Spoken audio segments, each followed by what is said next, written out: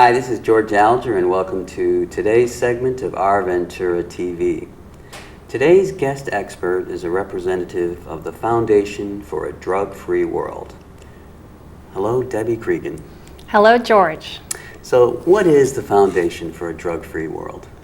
Well, it's a nonprofit organization that mainly distributes drug education materials to educators and people all over the world interested in getting out the truth about drugs. Okay. Now, what does that mean, the truth about drugs? Well, it's telling people what really happens when you do get involved with drugs. There's a lot of lies out there about drugs. There always have been. That this drug will make you feel better, you'll get high and you'll be happy. You know, the usual lie about it. And the truth is addiction and ruined lives is what really happens. So that's what the main purpose is. Okay. Can you comment on the current drug scene? Are drugs becoming more prevalent than they've already been for several decades, or is there actually some improvement in sight? Well, unfortunately, they are more prevalent. It is continuing to be a problem. There are some drugs that are relatively recent on the scene that are making big headway in terms of damaging people, one being prescription drug abuse. And being, as I think you'd agree, our society is becoming more medicated every day. And sometimes there are medications left over that don't get taken, and they're being abused by young people, well, all ages really, because they're readily accessible when they're not disposed of. And these addictions that they form to these types of drugs, eventually, when they can't get any more of the prescription drugs, they turn to street drugs, typically heroin, and you wind up with an escalating heroin problem, which we do have. Okay, so comment a little bit more on what street drugs are also prevalent nowadays. So I got the pharmaceutical point, and what about street drugs? Well, certainly heroin is a big problem. Methamphetamines are still going on every place, particularly in the Midwest part of the country. But marijuana is used so widely, and certainly marijuana use leads to addiction and can also expose you to people who are using other types of drugs. So really, it's still going strong. You know, all of the amphetamines that used to be on the market are still there. Even LSD is making a comeback. Okay. And what about the age when kids tend to get exposed to drugs? I don't remember what it was back when I was a kid, but it was, you know, elementary school maybe, or certainly high school.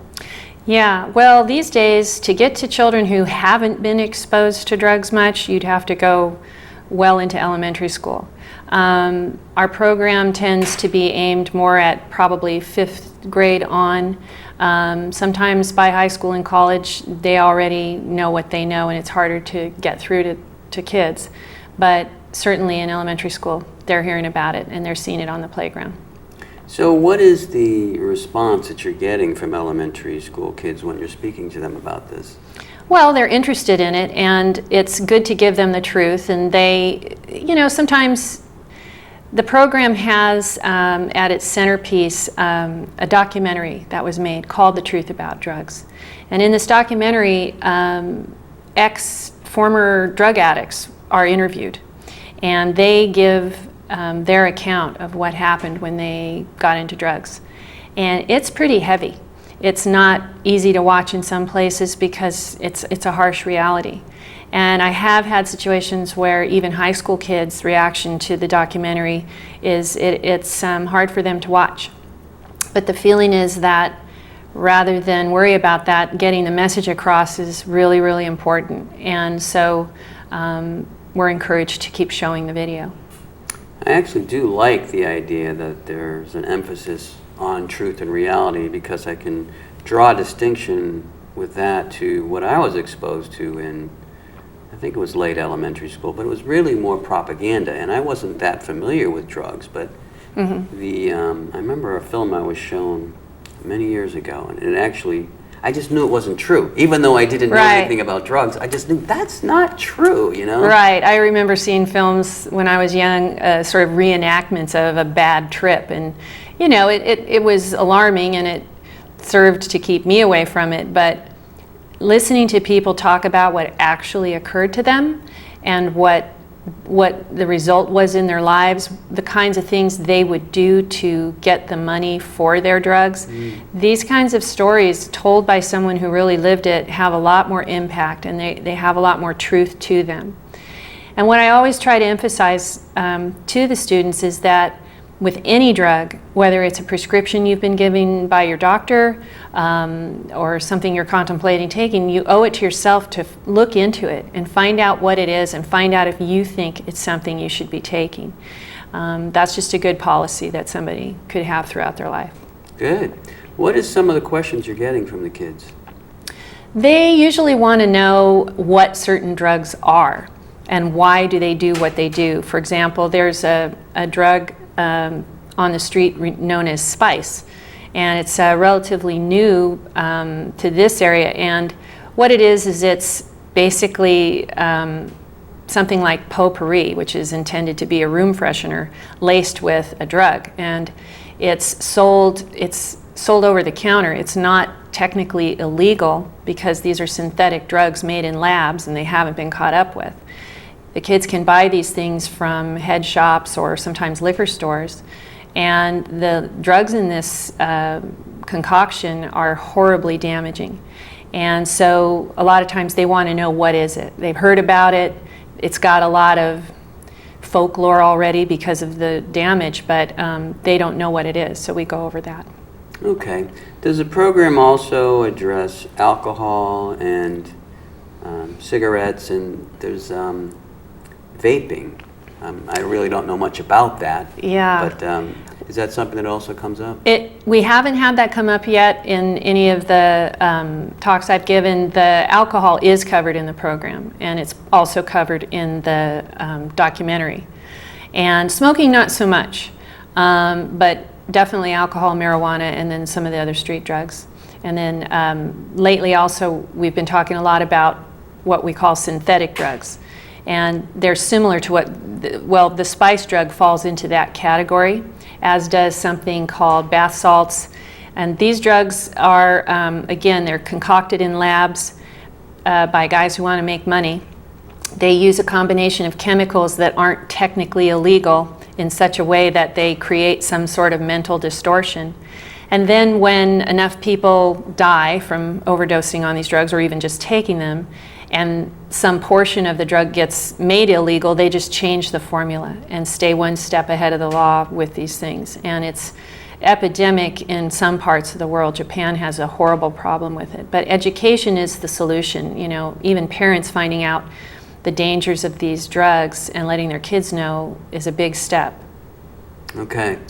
Do you know any of the statistics in regards to drugs in general, but more specifically kids? Like what percentage of kids are introduced to drugs and at different ages? Well, I don't know percentages across the board, but I will tell you that the high school class I just went and talked to, when asked if they knew someone who smoked marijuana, every single kid in the class raised their hand. And if they knew someone who did other drugs as well, I would say 90% of the class kept their hands up. So, and many of them were, you know, people that are in their family or they're close to. Okay. So just from that random sampling, I would say that almost everybody is exposed to it in some place in their life. So when you're talking to high school kids, for instance, instead of the elementary school kids, what is their general response to this topic? Well, it's interesting. I think that they're a little more introverted on the subject because they're in front of all their peers and they're under a tremendous amount of pressure to be cool. And it's a little unknown to them whether asking questions will somehow make them seem less than cool. So they're not the most, sometimes, interactive audience, but they do ask some intelligent questions, and they're out there living it. They have friends that are dealing with drug problems. They know what's going on, and they want and need the information. Okay. Is there I mean, so you're offering education, so you can allow them to make their own decisions, which seems like a very intelligent thing to do. But is there a message that you yourself convey in your talks? Well, the main message is just that, again, back to this thing of the truth. You know, and I try to explain to them the mechanics of addiction, you know, what it does to the mind, what it does to the body, but also, as they can see from the documentary, what it does to your whole life. And it's a choice you can make now that can forever set you down a path you don't want to go down and you don't want to find yourself on many years from now. So I just try to be very honest and real with them about how, you know, if somebody's telling you this is going to make you better or make your life better, they're actually lying. Maybe they've been lied to as well, but they're lying. And here's the truth about what this really is going to do to you. Great. Well, we're just about out of time here. Okay. I was wondering if you could provide us a website so viewers could find out more, and if you have a summating message that you'd like to convey to the viewers. Sure. They can go to the website anytime. It's drugfreeworld.org, and it's a really great interactive website. They can download tons of materials. They can watch this documentary on it. They can share it with friends, and educators can order free educational kits through the foundation through this website. The message I would just simply say is this problem is all around us, and there's so much that can be done. And so if you're interested in volunteering, there are many ways you can help. We're putting together chapters all over the world, and doing these presentations, having pledge signings and distributions are a great way to get involved and actually make a real difference in your community. Thank you, Debbie. You're welcome. This is George Alger signing off for this segment of Our Ventura TV. Until we meet again.